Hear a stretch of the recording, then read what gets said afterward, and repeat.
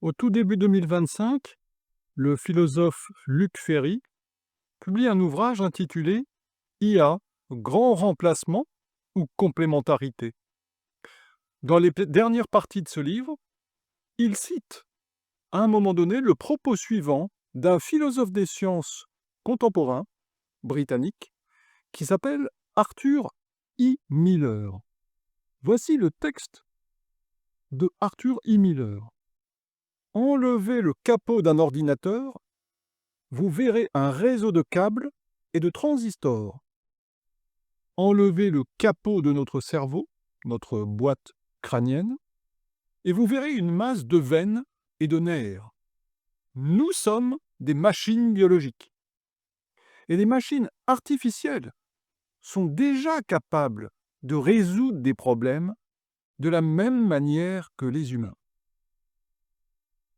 Vous le voyez, Arthur E. Miller utilise ici une analogie entre le vivant et la machine pour mieux comprendre l'organisme. Et il s'agit d'une analogie au sens fort, qui diffère d'une simple comparaison. Et quelle est la différence, d'ailleurs, entre une analogie et une comparaison?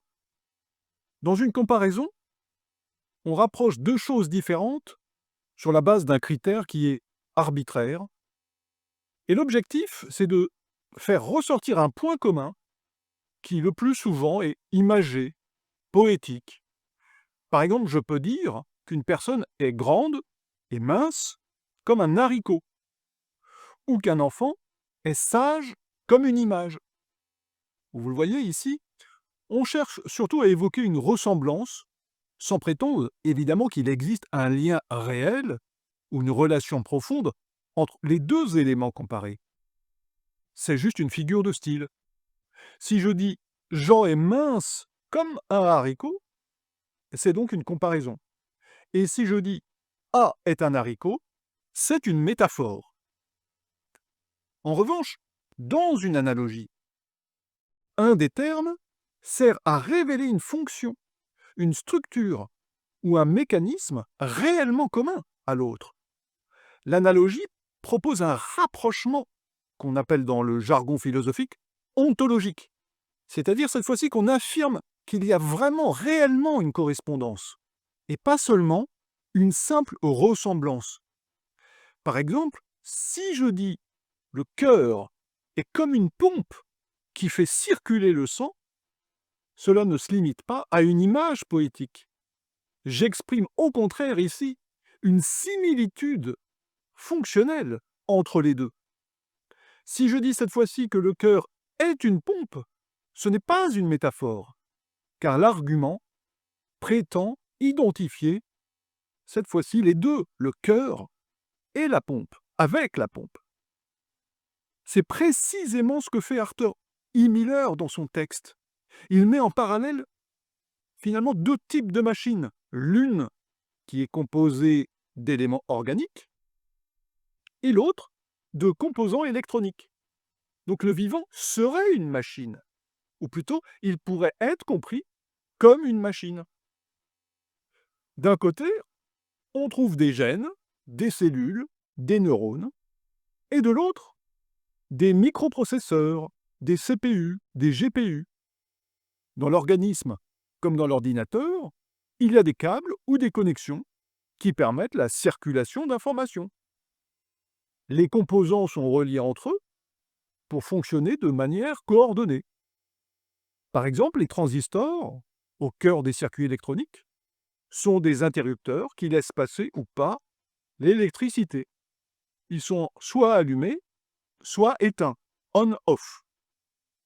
Bref, le vivant serait une machine, dans la mesure où il accomplit des fonctions que l'on peut modéliser mécaniquement. La position que défend ici le philosophe britannique est visiblement fonctionnaliste. Selon ce fonctionnalisme, ce qui compte pour comprendre un phénomène biologique ou même mental, ce n'est pas sa matière, c'est sa fonction. Autrement dit, si l'on peut reproduire le comportement d'un organe à l'identique, à l'aide d'un autre matériau, alors il n'y a aucune raison de penser qu'il pourrait y avoir une différence de nature entre les deux. Peu importe que votre vessie soit faite de tissu biologique ou de plastique, si elle joue exactement le même rôle, elle est fonctionnellement équivalente. De même, vos dents peuvent être faites d'os, de plomb ou de résine, tant qu'elles mâchent ou broient correctement, elles remplissent également la même fonction. Le raisonnement va loin, vous le comprenez. Dans les années 80, le philosophe d'origine canadienne, Zénon Pélichine, si je prononce bien, proposait une expérience de pensée dans laquelle les neurones d'un individu seraient remplacés un par des composants électroniques qui reproduiraient rigoureusement leurs fonctions. Selon lui, la personne continuerait à parler, à penser, tout en étant consciente, comme si de rien n'était. Ce qui signifie en retour que si un organisme biologique fonctionne grâce à des prothèses qui reproduisent fidèlement les fonctions biologiques, et si la conscience peut surgir d'un cerveau entièrement remplacé par des composants électroniques équivalents, alors une machine artificielle reproduisant les mêmes fonctions que nos cellules biologiques pourrait, elle aussi, être consciente. Vous l'aurez compris. Ce qu'il faut faire, c'est interroger la pertinence de l'analogie proposée par le philosophe britannique. Car une analogie peut être plus ou moins juste, plus ou moins féconde. Elle est bonne si elle permet de rendre compte d'un grand nombre de similitudes, structurelles ou fonctionnelles, entre le modèle et ce qu'il est censé éclairer, le modèle de la machine et l'organisme. Mais l'analogie est mauvaise si elle ne met en évidence que quelques ressemblances et en laissant inexpliqués de nombreux autres aspects essentiels dont elle n'arrive pas à rendre compte.